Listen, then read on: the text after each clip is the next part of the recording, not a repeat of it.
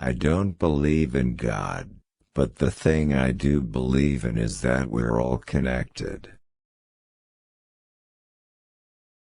I do like a variety of things, so I'm always interested in finding something that I haven't done before. I do have aspirations when it comes to directing, I suppose, but in a sort of a vague way. It would probably come about if I found a project that I really felt passionate about. I didn't know what the path was that I wanted to be as an actor, to be honest. I've been doing a lot of theater since I was a kid, so I was just sort of taking opportunities.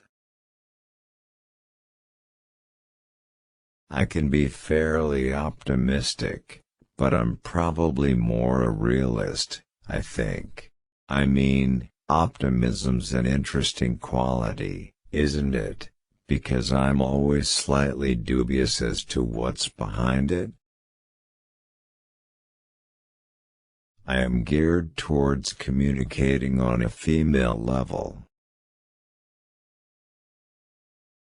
Having a partner who has nothing to do with Hollywood helps keep things in perspective.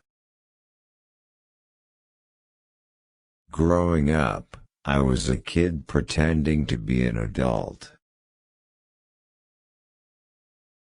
Every time you say yes to a film, there's a certain percentage of your yes that has to do with the director, a certain percentage to do with the story, a certain percentage with the character, the location, etc. Even though I've done a lot, it also feels like I haven't done a lot. I've sort of popped in for supporting roles in things, and that's been really delightful. English is no problem for me because I am actually English. My whole family are English. I was brought up listening to various forms of the English accent. Doing that hunt scene was really quite demanding. I actually broke a rib during that scene.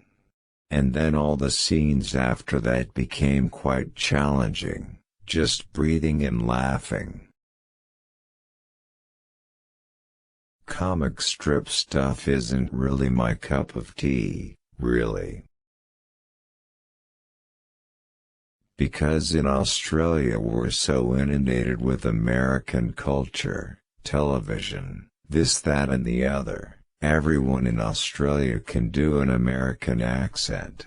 It's just second nature. Australia's not so bad with me, really. People are pretty cool with me at home, but in England it feels a little bit scary. A movie that gets a PG-13 rating can show someone running down a street killing 27 people, and there are no repercussions.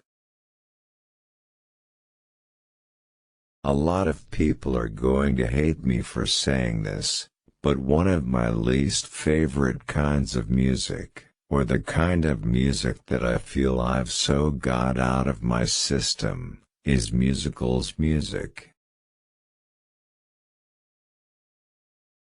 A lot of action characters are a little bit too serious as well. They take themselves a bit too seriously, which I don't find particularly interesting, whereas I liked the fact that there was at least some humor in this because really it's a piece of entertainment.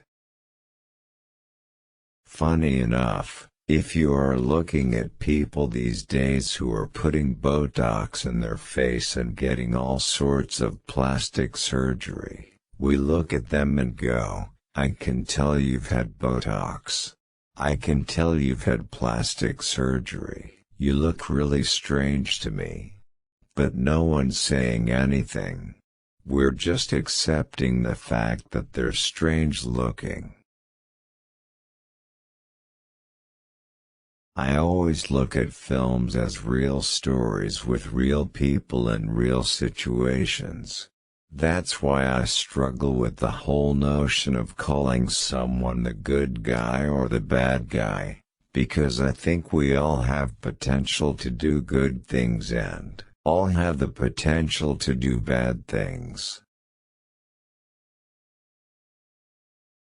I always think the really unfortunate thing about the Australian film industry is its lack of momentum. And I don't mean this in a derogatory way. I'm always wanting it to pick up momentum, and I'm wondering if that's even possible. I can be completely indulgent and spend as many hours and days or weeks as I like on one thing. Writing music and sitting in my studio, just pottering with ideas. It's a lot more personal and creative for me. I don't feel restricted. I do like a variety of things, so I'm always interested in finding something that I haven't done before, if possible, to whatever degree that sometimes changes. And how much is something now that I wouldn't have a year ago, but sort of, based on what I've done recently as well.